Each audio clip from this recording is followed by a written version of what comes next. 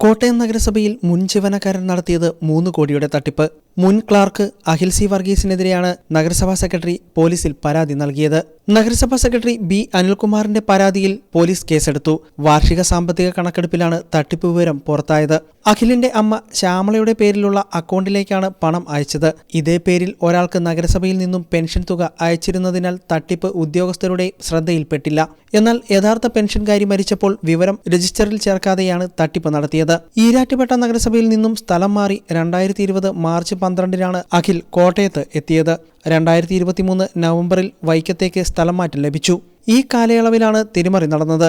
ഓരോ മാസവും 5 ലക്ഷം രൂപ വീതമാണ് തട്ടിയെടുത്തതായി കണ്ടെത്തിയത്. അന്വേഷണത്തിൽ 3 കോടിയുടെ തട്ടിപ്പാണ് കണ്ടെത്തിയിട്ടുള്ളത്.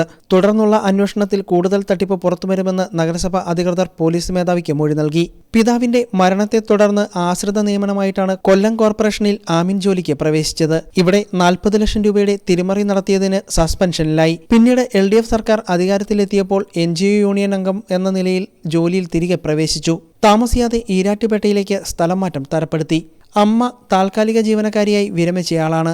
വിജിലൻസ് അന്വേഷണത്തിനും വകുപ്പുതല നടപടിക്കും നഗരസഭാ കൗൺസിൽ ശുപാർശ ചെയ്തെന്ന് നഗരസഭാ അധ്യക്ഷ ബിൻസി സെബാസ്റ്റ്യൻ പറഞ്ഞു.